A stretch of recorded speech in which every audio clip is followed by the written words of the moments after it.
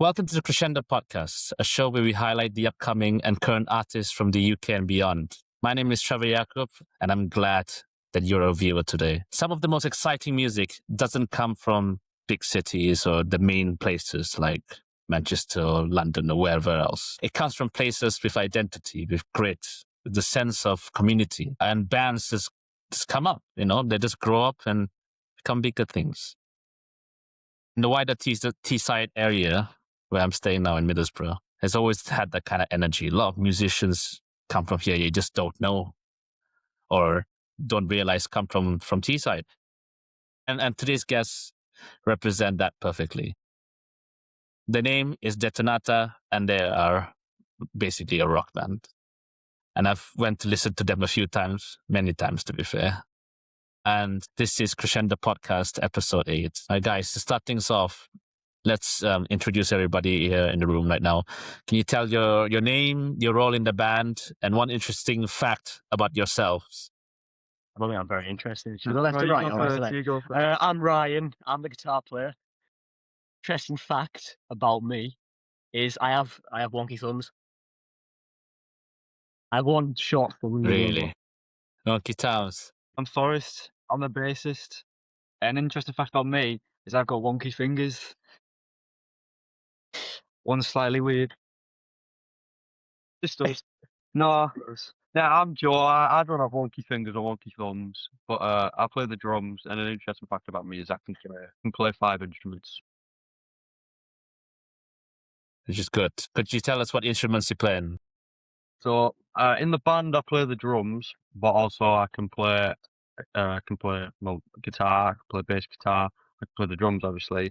I can play harmonica. Mm-hmm. I can also. I used to play the recorder. I got grade 2 recorder. Play the recorder. Grade 2. So impressive. We aren't going Yeah. to too. Yeah. We've got Logan as well, who also plays guitar. We've got Donovan, who's our singer. They couldn't make it tonight, which is unfortunate. Oh, fair enough. There's always busy times. Yeah. I remember the first time I watched you guys. I think it was the HMV in Middlesbrough. You were playing there, basically your acoustic set. It's the first time I actually heard about you guys. Like, yep, camera's moving. Yeah, don't worry about it. Yeah, that's fun. Can you go higher a bit? As in, like... Yeah. We're bringing on a little... I'm just going to restart. All right. Yeah. I know it's a bit slow, I know. But yeah, like I said, everything will be fine later after editing. That's fine. All right. Yeah, I'm gonna try to restart it again. I mean, I first saw you guys basically at HMV in Middlesbrough, just playing acoustic sets, and then the second time I went to see you guys was the one at the student union at Teeside Uni. So your guys' music are amazing. The full band is way better as well. I'm so thankful I went to go have a watch with you guys. How would you describe your sound as a band, and not just in genre, but also in like energy and feeling? Well, we're kind of evolving at the moment with our genre in a way. So we used to be very like heavily Guns N' Roses, like inspired. Inspirations, yeah. Keyword. Inspired, sorry. Then recently we took a turn and we've started writing more alternative, heavier music, 90s to late 90s type music, and we really enjoy writing higher energy music in a way. I think we still try to like keep the roots, but evolve. Like, can I say, is that right in saying? Yeah, yeah. So we're releasing a new EP soon, obviously. I think, as you might know, and that was coming out on May the 1st. But that's almost like the point. So we're releasing some of our old stuff, but then a new song's on there, which is like a glimpse of what we're writing at the moment and what we're continuing to write, and we're going to be releasing more of stuff like that. So it's almost like a combination of the old things we used to do, and then like showing you what is to come and the new stuff we're going to be writing. Yeah, it's like a bridge between the two genres. Yeah, no, I agree. Like literally, you just evolve the way from the first time you play and that kind of thing. You just evolve the sound. And what is really that different about your sound now? Like, do you feel like it's more polished, or do you feel like it's more in depth? It's definitely more polished because we obviously played together a lot longer now. We've been gigging almost a year. We've been gigging a year by June. But it's more that we've all started listening to different types of genres now. Before it's what you used to listen to, like a lot of indie and stuff. I used to listen to a lot of like Joy Division and like indie rock stuff, but I obviously expanded it from that. And I used to listen to mainly just like ease metal and like glam metal, but now I do try to listen to more house music, 90s music, and I've started getting into bands like Snot, Acid Bath, and like early 1994 Motley Crue, like Self-Titled, and it's more alternative side to music, and it's way better, I think. And I haven't changed. he just listens. Yeah, I'm a very close-minded one. I try. Slowly but surely. Yeah. Like all of you guys have like different kind of music interest and that kind of thing. How do you like make your own sound? Like how do you envision it? Just by singing all together. So it's one of us will come up with the riff. So we are the three like songwriters of the band, and one of us will. No.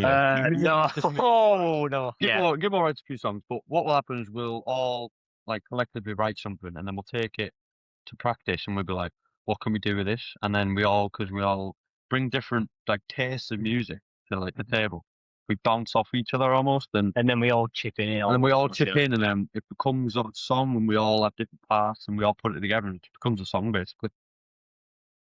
Let's just go back to the beginning of the band. How did you come together, and how did you discover each other's music and like that kind of thing? How do you form? It was a very, very dark day in Wolverstone Court. That's where me and Ryan come from. We come from an estate in Billingham called Wolverstone Court, and we actually live around the corner from each other. Yeah. So how it started, so there's two sides of the story. There's Forest side, and then there's mine and Gibbo side. So ours is more interesting. So in school, not to be horrible to Ryan, but he was a bit of a geek. Yeah. And he was quite like so I got moved next to him in a maths class, and he started talking to me and like trying to ask me to play drums for him. And I was just brushing him off because I'd sort of fell out of love with music at that point, and he just kept on bugging me. And I was like, one day he just finally got me. I was like, you know what, go on then. I'll start having a little jam with you. And then me and him for probably about 4 months, something like that. Just on my little electronic drum kit, we just started a band, and then we say a band too. We were just me and him. We're just playing like AC/DC, like Whitesnake, Guns N' Roses, just having a bit of a laugh, and writing a few like British metal songs, and then that was pretty much just us. That was our. Do you want to tell them the name of the band? Oh, Warbird.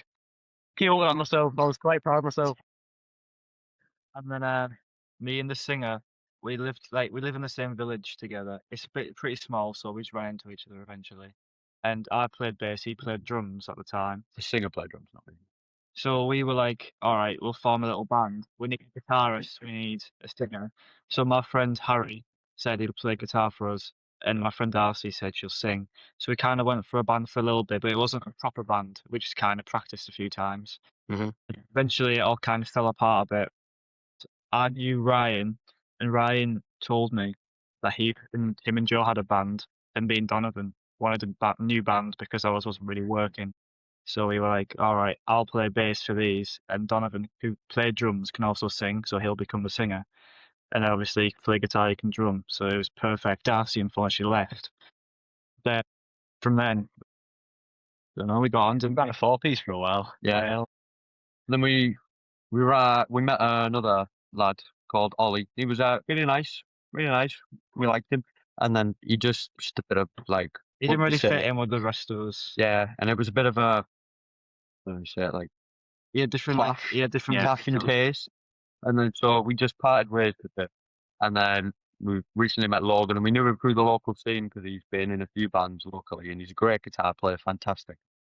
And then we just when we were on the hunt for a new guitarist, we just thought we'd ask Logan, and he was like happy to join. He was amazing. It was like immediate yes, so he came straight in and that was perfect. That wasn't about the time. And then that's just like history of members up to date. Yeah, which is good because you found that you guys can literally work together and make the sound that you just agree with. Because I know you have all different opinions about how things should sound like and that kind of thing. So basically, just after that, you just felt like we're gonna go big time now. We're gonna properly do this now. Is that your thinking? Well, when we first came together, we didn't really plan on doing a gig until July. And then a venue reached out to us saying, "Oh, do you want to play in June?" So we decided to play our first gig on the 14th of June. And then literally the week before, another band asked us to support them the week after that gig on the 21st of June. And then we already had a gig booked for like an acoustic kind of gig on the 28th of June. So we had like a 3-week run of gigs. And after that, after that, we were like, all right, we're all right as a band now. So then we decided to do another one in July. But overall, we thought we did those 4 gigs really well. But when we looked back on it, we were awful. Like comparing now, it's terrible. Like we were all just weren't tight. You could just tell it was our because we just it's all we weren't tight compared to how we are now. It's totally different. It's like night and day basically. And then we had a gig in early September, and that was like it was brilliant. Loads of people came down, and it was like the start. And then we had loads of gigs after that, and ever since that gig, 5th of September, yeah, it's been great. Ever since that gig was like the gig where the golden age. We knew it was like, oh, this is fantastic. I want to do this for as long as I can. It was brilliant, and we loved that gig. And then ever since then, we haven't had a bad one really. We've just been great. Every gig's went well. Yeah, I mean, it's so interesting to hear that because most bands are just formed basically just performing live and before doing any kind of recording or that kind of thing. Like I hear your sound now, and it's so different to like if I listen to all the videos. Like yeah, I do agree a bit. When you go to do recording for the first time, music recording for the first time, like did you feel the same kind of chemistry, or was there some kind of challenges? There was definitely still challenges. Like the 3 of us, we were all right. We did our best. But like our singer Donovan, as much as we love him now, he's a great singer now. He hadn't really he hadn't had the time to like properly define his voice, so he didn't sound the best. It's not an insult to him at all. We love him. He'll be watching now, just crying. Yeah, and he was a bit naive with like how he understood how singing techniques worked, and because no offense to him, at the time he wasn't the greatest. So when you record, you do double tracks on vocals and things, and when he was singing, he just decided to only do one take. So his vocals did sound a bit weak in the tracks. So that's the problem. But he's practiced loads, and he's gotten really good now. And it's like because I record the band now when we go in the studio, it's like not a problem working with Matt. He's easy going. He's like just sings for like almost first take every time. It's perfect now. We started off, we did 3 songs, and we realised that they weren't like the greatest. They weren't recorded great. No, they recorded quite good. They didn't sound that good. It was more our part, really. Like we were a bit ambitious to go so early. We released our first single, Lonely at the Top, and we kind of look back on that song. We don't really like it, so we still kept the song. We're just changing how it goes. So we released our first song, Lonely at the Top, and then from there we were like, all right, that was a bit garbage. We need like amp up our game. So then in October we started recording our second single, Curse of Stone. It was just the complete opposite. It went absolutely brilliant. Like Donovan sounded amazing, and it was brilliant, wasn't it? Oh, it was fantastic. Yeah. I think in a way, we've all improved like as a whole since those first 3 recordings. Yeah, not just as a band, but as individual members and our playing. Yeah, and that's how people improve, and that helped you a lot, I'm sure, like to find your sound in the end. And now it just sounds amazing. Like even if you play live, do you think when you're playing live, do you think that you want to sound exactly like you do in the recording, or would you like to have some kind of variation to it? Well, this is my opinion. I don't know about the others, but I like to have a difference live, but where you can not sound the same, but sound as good live. Just be brilliant live at the same point. So obviously, when you're in the studio, it's totally different because you don't have all these effects and on your thing. I do like to imagine that when we play live, we sound just as good as we do in the studio, but obviously not the same. But I don't know what these do think on that. Same thing. Yeah, same thing. I think we more add things live. We add more things than we did. Logan might add a new thing, I add a new thing, and then go from there. Because like every time we play live, it's almost like a new thing, isn't it? Yeah. Like a new thing per song. Like we don't have everything memorized to the to a T. Like everything isn't perfect, but like we just not run and gun with it, but just do it on the spot, and it just works because we bounce off each other really well, and it just works. Yeah, which is good because then you can find that you're authentic with your sound, and like every time people go to your gigs, it's gonna be different. It's gonna be unique in a way, I guess. How's your opinion about the music scene around the Teesside right now? I think it's good. I mean, we do know a lot of people in different bands, and we're friendly with most of the bands that we gig with. In fact, we're friendly with all the bands that we gig with. We haven't really any fallings out with anyone. There's no beef with anyone. But I do think before we were a band, there was a lot more bands outside around. Like, we struggle to sometimes find bands that are the same genres, the same type of music, because it seems like there's a big sort of divide between really heavy and like really soft, and we were like in the middle. I think with that, especially our second gig, it was us. Say, like Joe said earlier, we were playing like heavy metal, like not like heavy metal, and the people who supported us were all playing like death metal, and yeah, it was like we can't keep up. Crazy. It's like it just sounded like a chainsaw going off in your ears. Yeah, intense.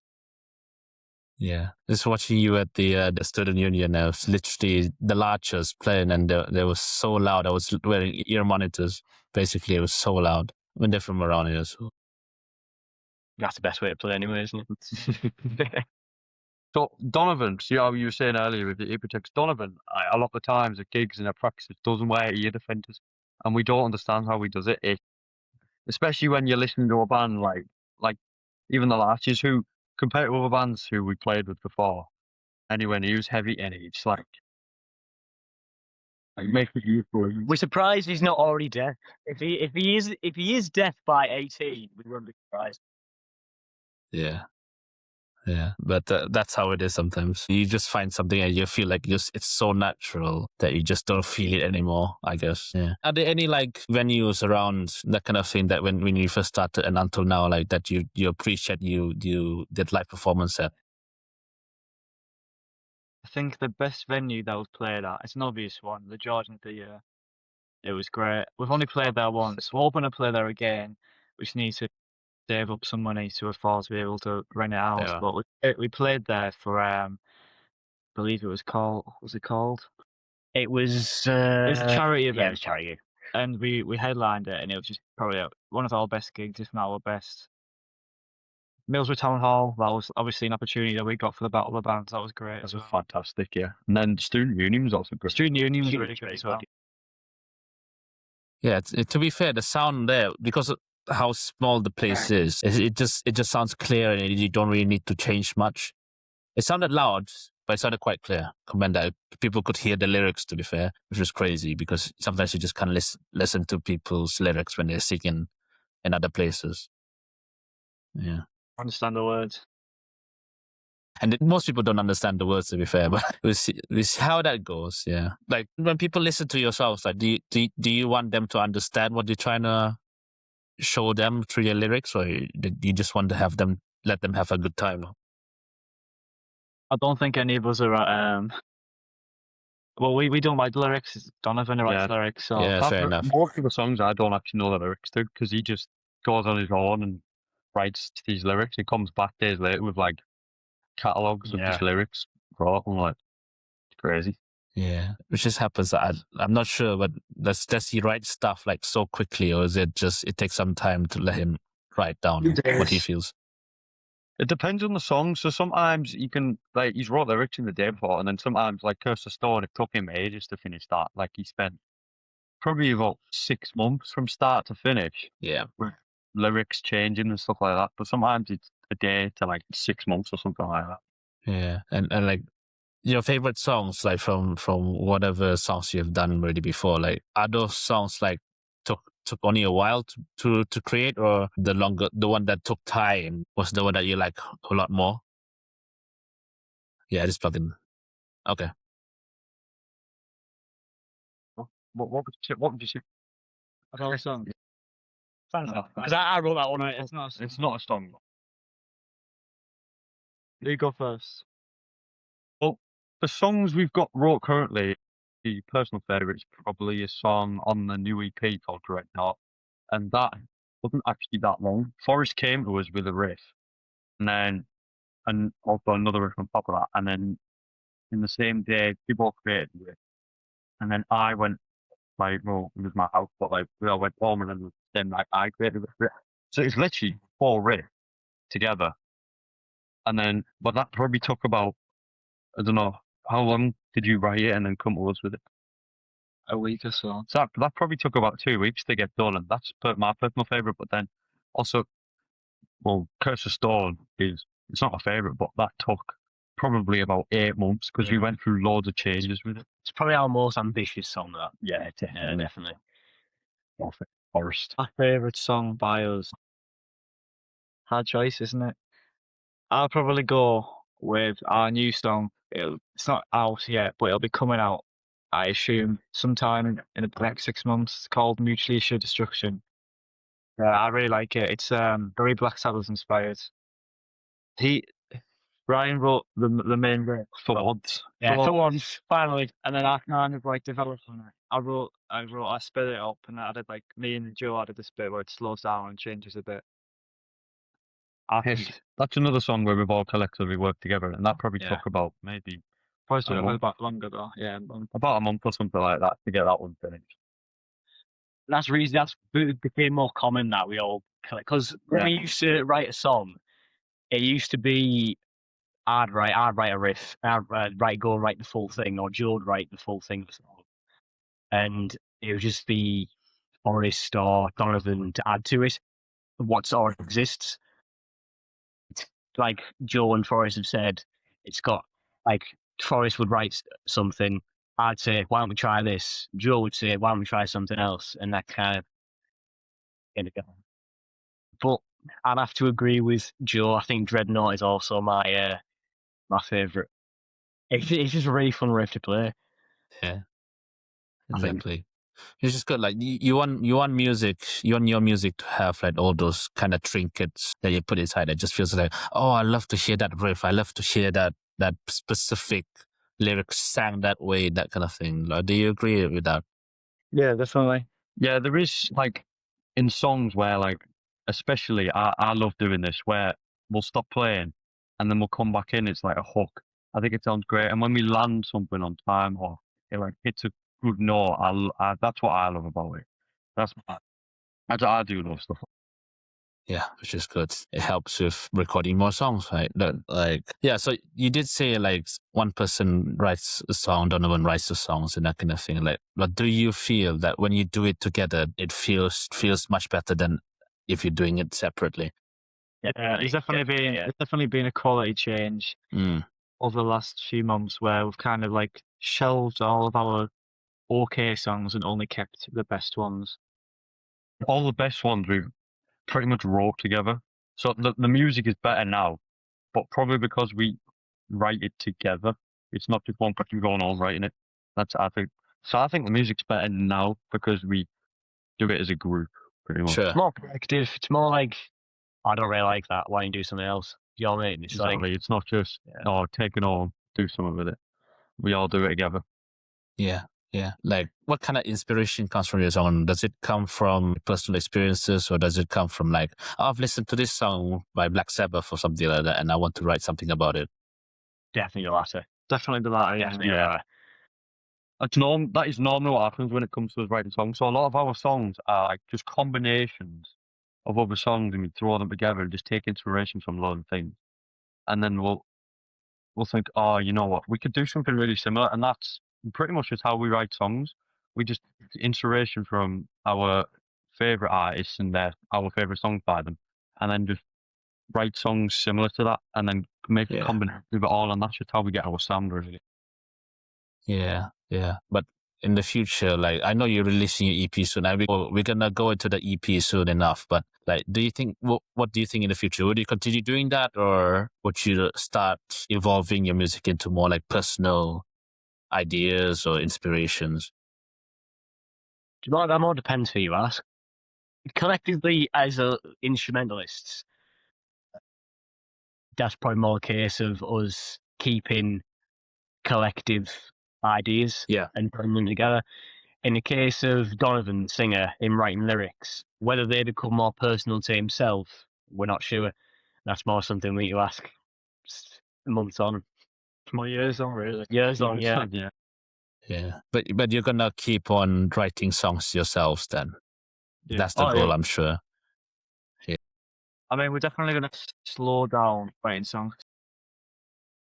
Recently, we've made lots of songs in a very short amount of time, and we like learn them, make them as best as we can. Like, half do it, make sure it's properly done. Especially Logan, our guitarist, he's great. He comes like every other practice because he lives so far away from us, which is obviously fair enough.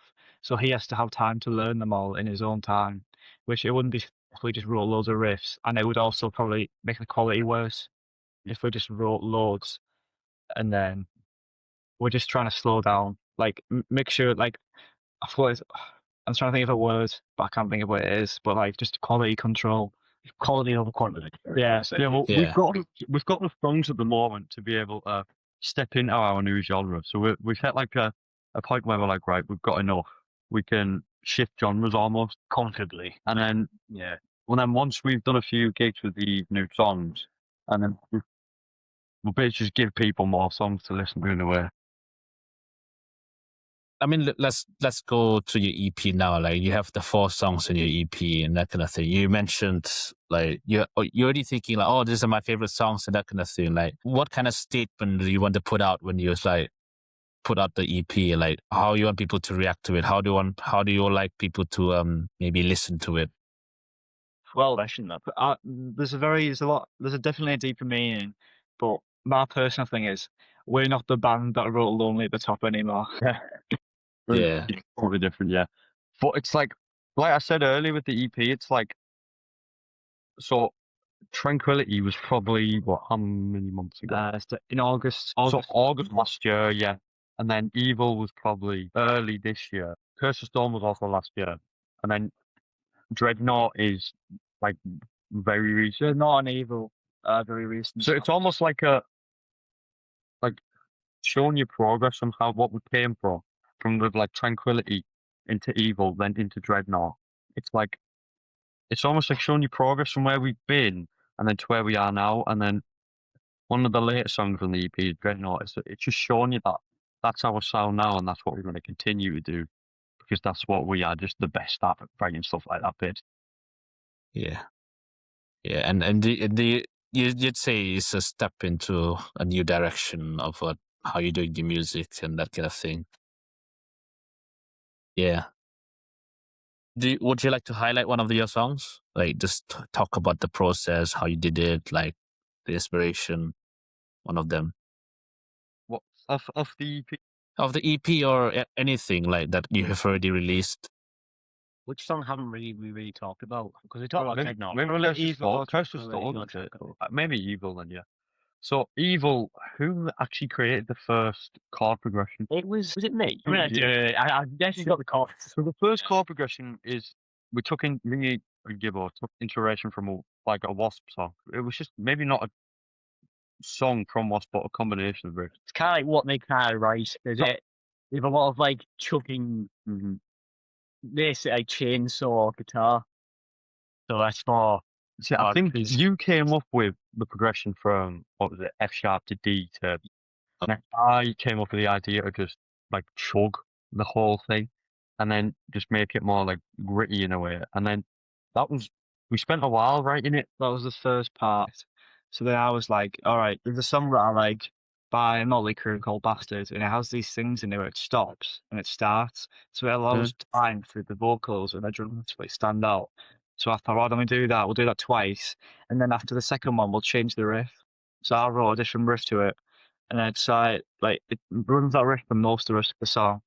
There's a few variations. No, until there's like a bridge where it's just drums and then bass, and then there's like our signature thing, guitar harmonies, because I believe every song we record has had guitar harmonies. Yeah, it's like it's what we do because we don't have a rhythm guitarist or a lead guitarist. We have just two guitarists and like just to hold the same role. Both play solos, both play rhythm. There's like a little bridge, and then there's this big ending like where it's just we're all just going like big chords, big drums. Yeah, and then it fades out, and then in fades an acoustic, like the same version, but it's an acoustic. And I took that from a song I love by Guns N' Roses called Double Talk and Jive. But the song itself isn't like Guns N' Roses, but I just took inspiration from where that song is like big at the end, and then it fades into an acoustic, and that's what I try to do with our song, and it sounds fantastic when you listen to it. Yeah, which is good. Like you find your sound through that, and in the end of the day, like if it sounds good, then it's gonna be a great hit. Then, well, you try, but it's gonna sound good. Like I can't wait for it to come out as well. I think with this EP, it's the most experimentation we've done. Like a couple of months ago, we wouldn't have dreamed. I say we wouldn't have dreamed, but we wouldn't have thought of going from all this heavy ending song into a clean acoustic.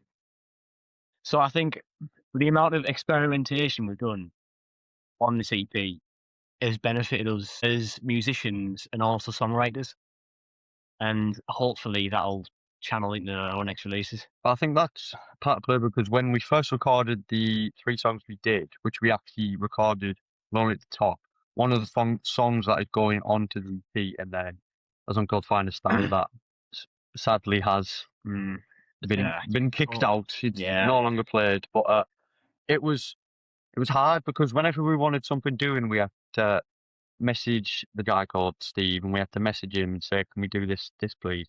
And it was hard because we weren't there doing it ourselves, but because now we record at college and I produce and mix and master all the tracks, it's easy because it's just I control it, and then we can experiment ourselves because it's me recording it.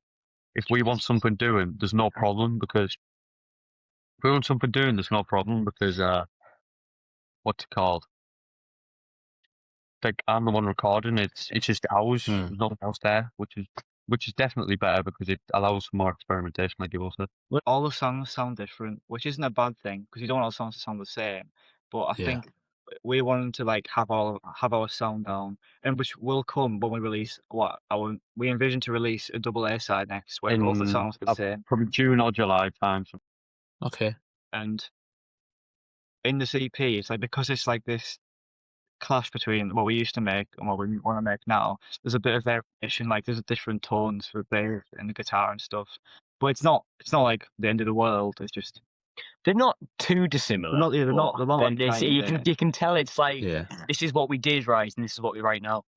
See, in a way, it's almost bad, but then it's good at the same time because it's just almost like a plethora of different things, and it's showing you what we have been and what we're becoming, which is it's bad, but it's good. It depends on how you look at it. Depends who you ask as well. Yeah, it depends who you ask. Sure. Yeah, and like it's so better if everybody can just pitch in, and in the end, it just sounds like how all of you just wanted to sound, and that's just great. Yeah, I mean, let's talk about live performances now. Like you've been playing since last year, and you're gonna be performing at the Forum in Darlington. I think that's coming soon, and you're highlighting that show as well. Like, are you excited for that? No, definitely. Yeah, because that's the debut of the new sound. That's like when we've totally got rid of all of our old kind of like that is apart from one of them. That is like all of our new songs, all of like our new sound. We've got like an intro for it. We're playing new types of covers. We're doing an instrument swap where we all swap instruments that we play. One of the songs. That's sick. Yeah, that's good. There's also the celebration of us being as a band for 1 year. For 1 year. So that's half the reason why we didn't. It's just to celebrate. It's to celebrate our EP release. It's the night after. Well, it's the night of it, and it's to celebrate us being a band for a year. Even though the gig is 2 months after we formed as a band, well, year-wise, it's close enough.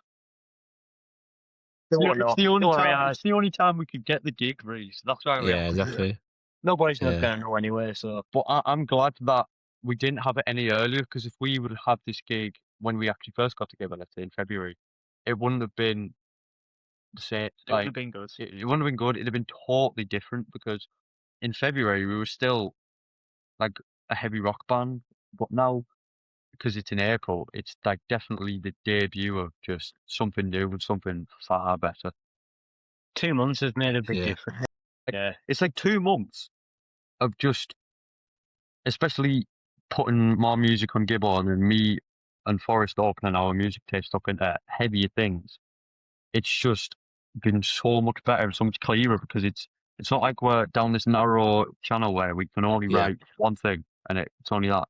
There's more to write, and it's like a lot freer, because there's less off our backs, like we can only write a certain thing. I think as well, bouncing on from that, it's more of a tolerance. Because think of it, like if we went back again all this time, we wouldn't dream of writing the stuff we're writing now. They'd be like, no, they're complete, just disregard.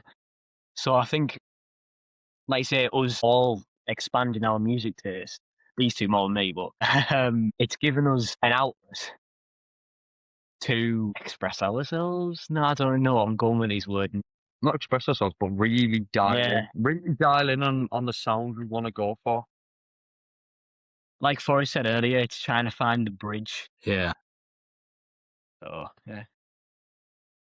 Yeah, I agree as well. I recently went to the forum to listen to one of my earlier guests, which is Robin Errico, perform, and she had like a 3-piece band with a keyboard and a drummer and a bassist.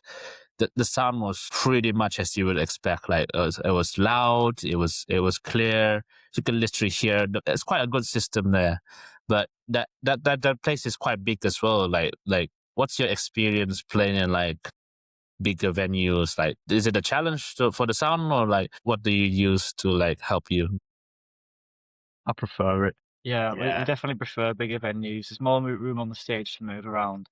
But in smaller venues, the sound tends to be not as good. Sure. Like it all sort of mashed together, because it's a smaller venue. A lot of the equipment's not really cheaper. It's not normally as, like when we played at the Town Hall of the Georgian Theatre, sound was great. And all the sound techs were just like, it was, no offense to other gigs we've played, but in smaller venues, like we played at a place that wasn't even a sound tech. But it's like it's almost like the bigger the venue, the more switched on they are. Like, especially at the Georgian, the guy was just, He's great. he was great. Sound tech was great. He got everything sounding perfect. And then especially like Student Union, not Student Union, sorry, but actually the Student Union as well, even though that was strong. But Borough Sounds was also fantastic. Like the guy just got everything right. It's so much better. Like it's a relief that, you know, when you go to a bigger place, that you're gonna have someone who is gonna help you out. Because I like to envision that, because we are 5-piece. Like a sound tech is almost like the sixth member of the band. Because if he's bad, it makes us bad. But if he's good, it can fix our sound and make it sound brilliant. Yeah, of course. That's important in live performances as well. Like if the guy knows, like I have experience doing sound tech and everything from my previous job and that kind of thing. But it's so hard sometimes. Like you want to get the ideas, you go back home and you listen to the music, and then like, oh, when they go live, I wanted to make sure that the sound is clear and everything, that kind of thing. It's such a challenge. And I agree with you, like it's being a 6-person or whatever extra man in the band is so important. Like in the future, when you're doing live performances, you want to have somebody in particular, like somebody close to you that would usually do it for you guys, or like would you just prefer the people in the venues to do it? See, if we knew someone, it would be great. Like, if I wasn't in the band, I could do it myself. We don't have anyone who would like be willing to do it for us.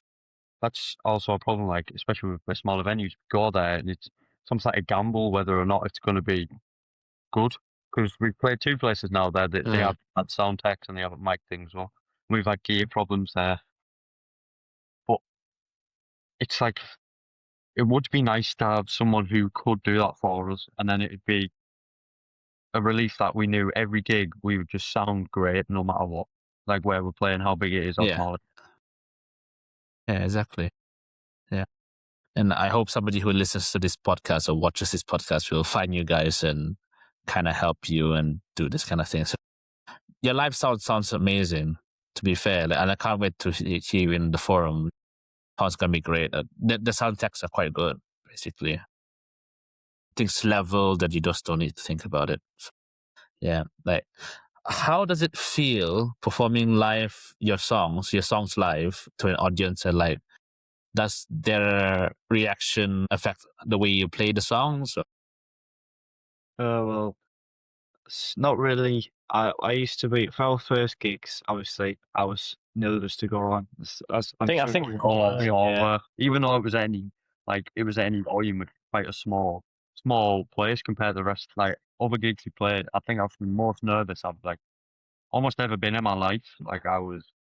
It's the first gig playing to people, especially in like mine or maybe your case as well, maybe all of us, people you don't know, and you don't know how they react. It's not like you could finish the song and everyone could be booing you. You don't expect that. Hopefully that wouldn't happen. Yeah. Luckily that didn't happen. I don't think. But no, it's finished. Yeah. First 2 gigs, obviously, was nerves, but now we know, like, we know what we're doing. I'll warm up before, pretty sure you used to, but you can't really warm up before. I do what I can with my sticks. I can't really warm up. It's a wall. It's a wall, yeah. Yeah. Like, I mean, when a lot of the people that come out, these like regulars, obviously there's like people that we don't know that go, which is brilliant. It's like for a long time it was always the same people coming, but like especially after the gig in September, we know it's like people we didn't know coming, people we didn't know asking us when our next gig was, and it's just great to know that people are actually that you don't know actually like want to put an effort in and come and see you. So it definitely shows that we're doing something right with our live music. Yeah. Yeah, I want to ask you about like when you played at HMV in Middlesbrough in the shop, basically. Yeah, you were having some difficulties then, I think, but that kind of acoustic sound that you were playing sounded quite great, to be fair. Thank you. We have a few acoustic songs that we've written, but obviously they don't really see the light of day because we've only had 2 acoustic gigs. Yeah, and we do try to focus on. Yeah, of course. Yeah, but big gigs more than acoustic, but it's good. Like we showed off that we have more than just a one good and playing live band. We can do many things. Yeah. Like we can play acoustic. Yeah, it just shows how would you describe it? How diverse we are. I think especially for acoustic gigs as well. I think the Sting and Donovan could agree with me. It's more intimate. It's more like everyone's closer to you, and you're not like mic'd up. You're not kind of hiding. I say hiding. As well. Yeah, it's like you're hiding behind the sound that's coming out behind you. You've got an instrument that makes its own. So it's more. But yeah, If that's a word, but also if you mess up, it's a lot clearer. Yeah. Well, so that's the added pressure. On that as well, if you do mess up, you can say, "Oh well, it was just an acoustic gig." Who cares? Yeah. Because some of the some of the best performers who do rock and that kind of thing, sometimes their best performances are just basically acoustic performances, as in live performances, like Nirvana and that kind of thing. They just play something and it's so different to how it sounds, but it's still relatable to people and people like kind of connect with it. Yeah. I know what you mean. Yeah, like I love the Alice in Chains like unplugged album. It's a total different sound, but you can still tell it's them. But it's like it's just great. Like it's totally different, but it's still like a fantastic album. It just shows your talent, I think, when you can still do a great acoustic set. Yeah. Yeah, exactly. All right, I'm gonna ask you a question. Like, what's the most chaotic thing that's ever happened when you're performing live, during or after? That's a hard question. It's a very hard. Should we do like top three? We have to think about The it. I'd say third place goes to you going out of tune and then you trying to match his tune out of the first gig. So these two were both out of tune. That didn't help our lead singer because he didn't know who to sing to because then he would have been out of tune. Yeah. So we had 3 out of the 4 of us, and I wasn't even playing the Yeah. tuned instrument. So we had 3 of the 3 people who have to play a tuned instrument out of tune. So that was a nightmare, basically. We don't talk about that though. Actually, It's that never happened. It's like dominoes. When there's one person out, everyone else follows. That was dreadful. And I started that. These mistakes were mainly out like our first 3 gigs. Like there's another one where it's not so much as crazy. Yeah. It's not meant to. His strap of his guitar came off. That was our second gig. Used to be on the floor. But he decided to play cross leg like a child. like a child in primary school. Yeah. Another funny one. It wasn't so bad, but I think most of these might stem down to me. Yeah. So I think this is a common theme. another funny one. Like the other two might disagree. With me, but a funny one when we played the Georgia Theatre. Our guitarist stood and like our old guitarist Ollie just stood and watched his amp. He just stood and watched his amp for a second.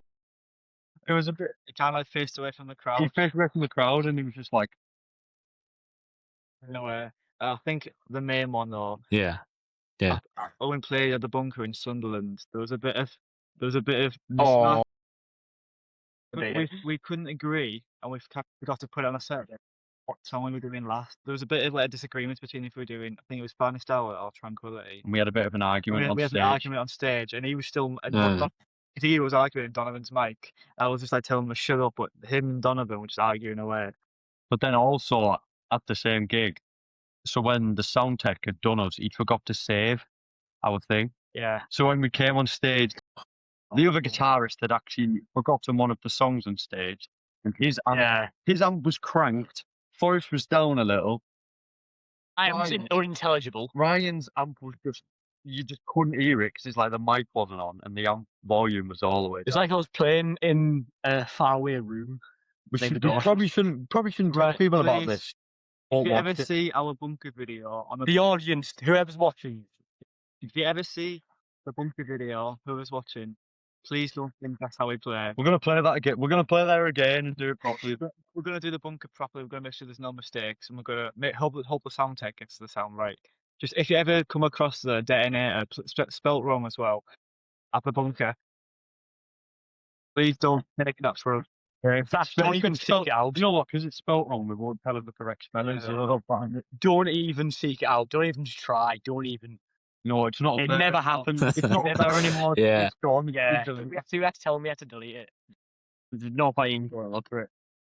Yeah. Well, if you go back there and you just tell them like, oh, can you just get that out? Like, I'm going to play another one. It's much better. It's going to get more viewers for your channel. And all right.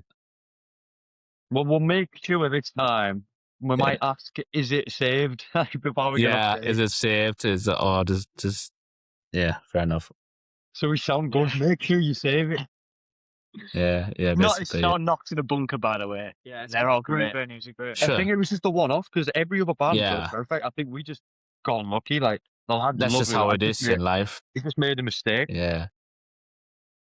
Yeah, I agree. Yeah, like just an observation. Like I was watching you play, and like everybody's focusing so hard on like playing keys and that kind of thing, especially in the SU. You were so like in the moment, like you just you just showed yourself as like a very expressive people. Would you like to show more of that when you play in live?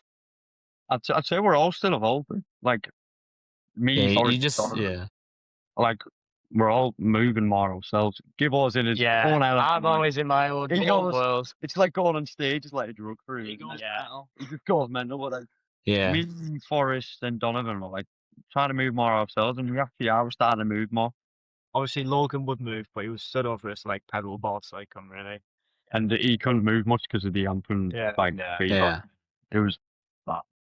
I think it's more. I'm so used to seeing bands that are like move all over the place. Like for example, Iron Maiden, they used to watch them live and just go mental all over the place. I think that's more Last time Yes. I watched that, I try and replicate that myself.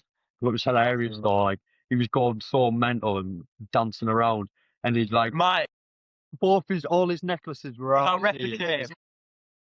There's actually some, if you see the photos from that gig, there's still frames where his hair's just like all over the place. But we don't want him to stop because it's great. Yeah. It's like his gimmick. Maybe dial it down a little. Yeah. That's so good. Like, and like we remember everything, every way you played and that kind of thing. It's like, it's just memories that you just can't forget, basically. Yeah. Yeah, definitely. Yeah, it's good. One more question about live performances. Like, when people leave, what do you want them to take away from your music that you just played to them? Oh, dude, that's quite a hard question. Oh, why are you giving me the hard question? We definitely want him to come back again. Like we want to put on a show for them that's like exciting and enjoyable and full of energy, and them themselves really enjoy it enough for them to be able to come back and see us again.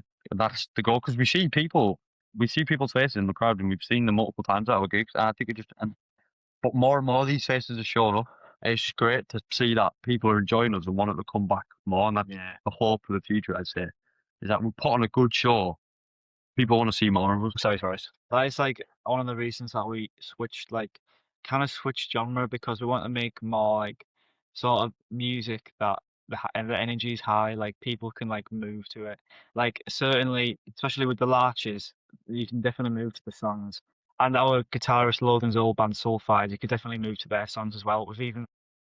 We've taken some of the riffs that he wrote, and they've become ours. We've like put our own spin on them, and a big reason why we want to change it is because we don't want people to stand still. We want people to move, and there's only really a few bands that do that. So we just want to be able to increase the energy, increase the movement. Ninja. What I was going to say. Yeah. Like,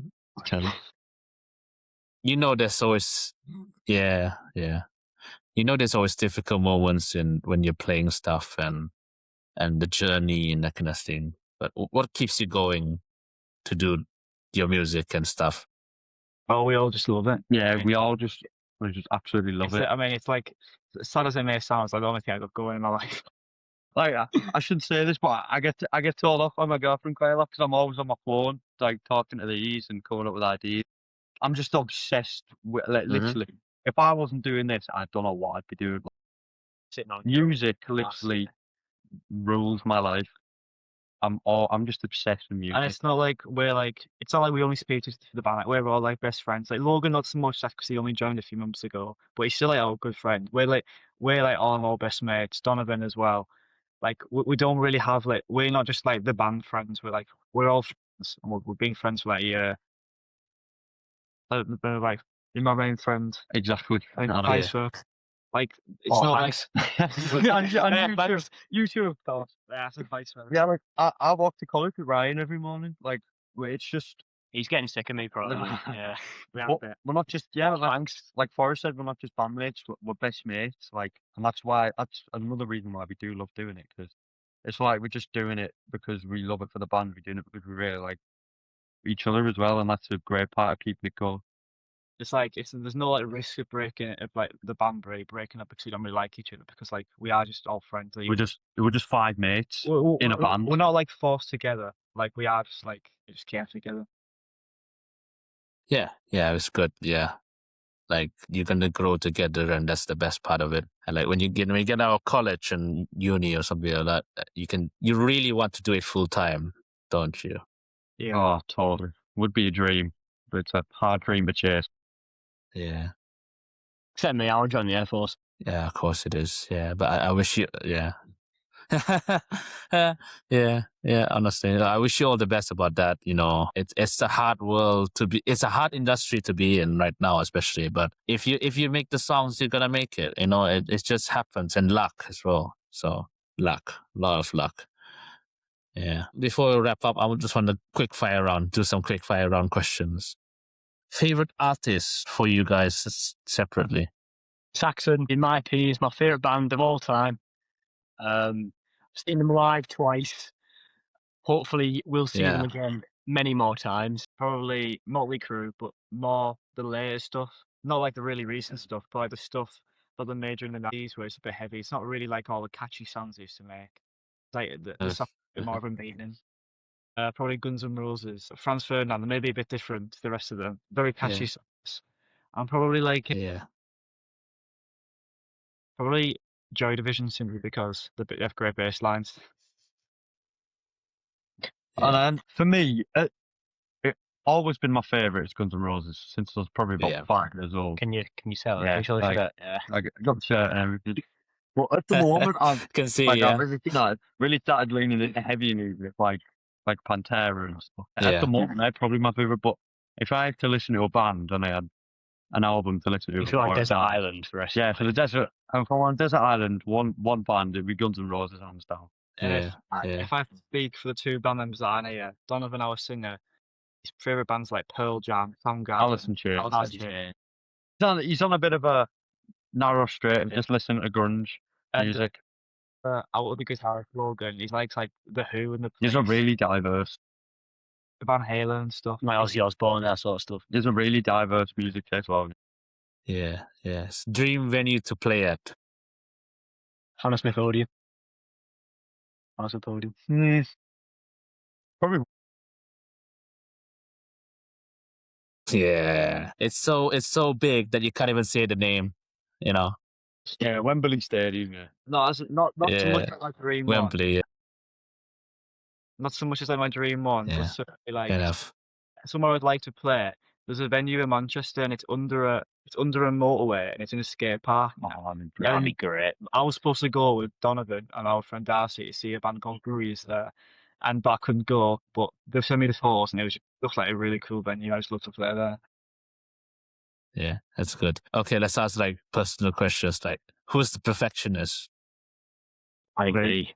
Oh, the millions too. Probably all of us. We all want, when it comes to songwriting, we don't want like mistakes. It's not like, oh, it's all right there. People can just skip it and listen to the next part. Like, we want every part to be as good as the other, even though we have songs where the different parts in each song, we want every part to be as good as the last part, and we all try to just get it 100% perfect. Yeah. Who's most likely to forget something important? Donovan. Yeah, he forgets. Alex singer Donovan just forgets everything. So in the last month, everywhere he's been with us, he's forgotten something, isn't that true? Yeah. Surprised he hasn't forgotten his own name yet. Yeah, it's ridiculous. So band practice, he left his mic stand and his amp. Your house, he left his bag. And his headphones. And his every week. At the student union gig, he left his headphones. I left his shirt. And then another time he came here, he left his amp. Everywhere he goes, every time he leaves something. It's ridiculous. Oh, we'll ask him to bring something to practice. Like we asked him to bring a phone. He didn't bring that. He's just not trusted. He's not trusted in anything. He's just always like, put a lamp of flare. He better be taking notes. Who's the most likely to be late to anything? Oh, Logan. Logan, because he's coming from Redmond. No, but he's to practice Logan, but when he comes to gigs, he's always the first there. I don't think any of us are late. He's been the first there recently, Logan. We're all very on it people. Logan just lives far away, so he's more likely to not be at places. It would maybe be Donovan in the sense that he's probably accidentally done something like, I don't know, like made plans on the same day we had plans. We've been like, right, I need to do this, and then he'll turn up 2 hours late. Yeah. So like, cool. Fair enough. All right. Yeah. And when is the best time for you to write a song or to record? You have to write a song or record. By that, do you mean like times of the day?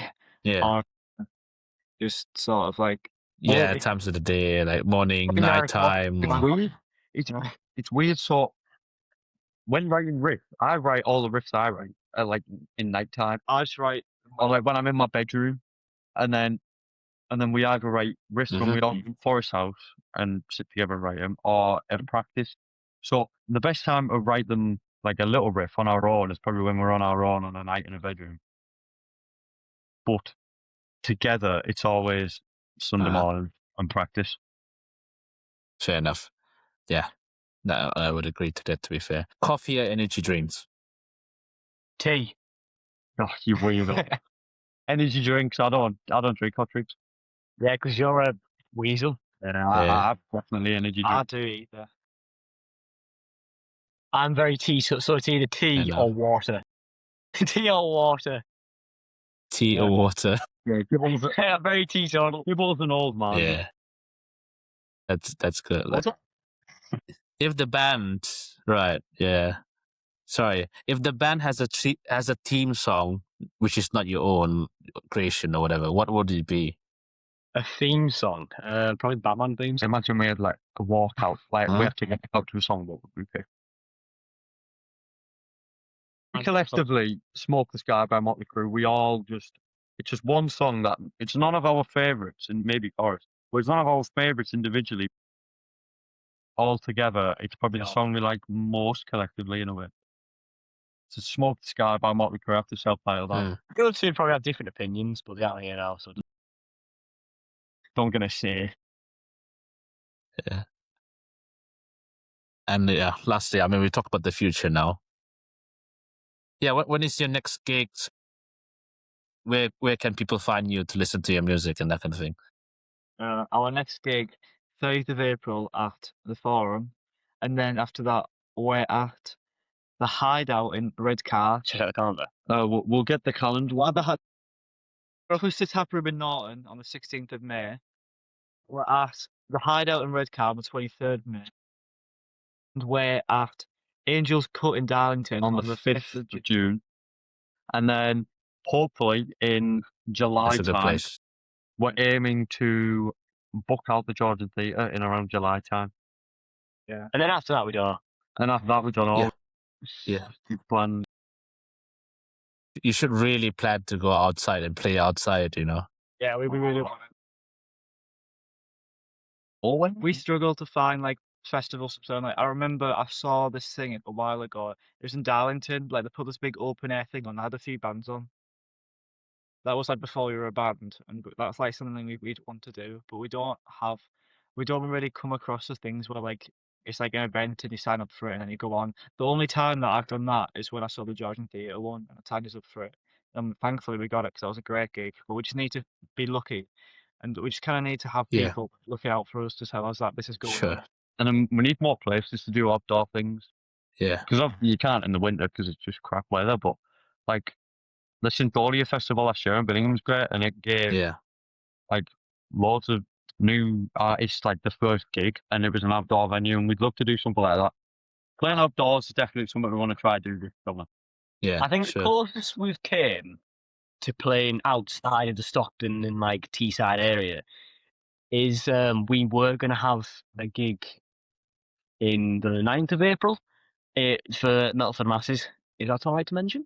Can I mention that? Yeah, we were, but we realised we read the small print. We all need to be 18. And 50 page small print. Yeah, and I was the only 18-year-old. We had to pull out of that. We did have an opportunity. We did have an opportunity to play with a band called Wretch in January, but we didn't do it, unfortunately. Also, that got cancelled. But it's fine. I mean, we're going to eventually go. So we're looking to play at the Globe and maybe, hopefully, the Clooney eventually. And then we're also looking to branch out into places like York. So we're trying to push our music out through the country, and then especially when we all start driving, that's when we can just go all over and just spread our music around. That's our oyster. The country's our oyster. A venue I've got in mind. It's not really outside, but it's like close enough. It's like this place called Peely's Barn in Darlington. Not North Holland, isn't it? Yeah, it's like between. Yeah, it's close as Darlington, though. But we need to That would be wait. cool. We need to wait till like summer, so everyone so as many people come as. and so it's warm, so we're not in. Yeah, not everyone's there in freezing. Yeah. And where can people find your music online? On like every streaming service like Spotify, YouTube Music, Apple Music, Amazon Music. This should be on practically every streaming. So like even Spotify and Instagram.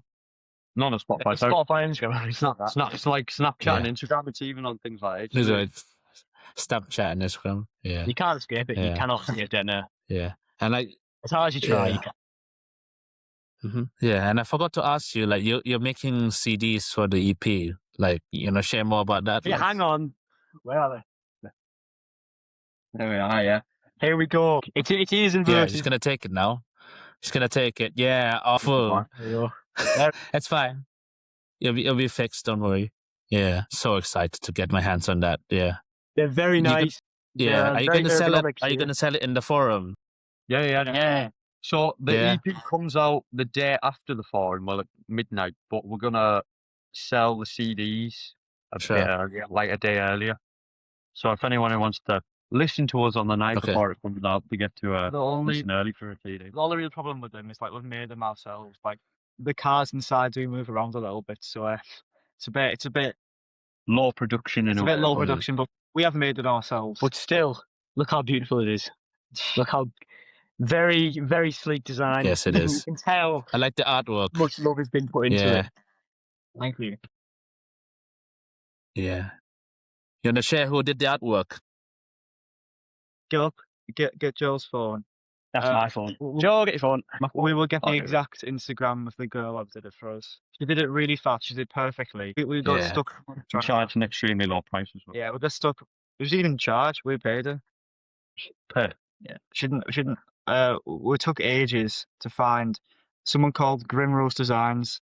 That is Grimrose _ designs on Instagram. And we were stuck for ages trying to find someone to do it, and we couldn't land on someone that could do it. Obviously, it wasn't their fault. They had like college work and stuff, but she did it within like 2 weeks. It was perfect as well. Yeah. And it was exactly what we wanted, if not better. Yeah. Yeah, that's good. Yeah. Well, thank you for your time, guys. I really appreciate your time, and like I hope the viewers enjoy listening to our conversation as well. Yeah, thank you very much.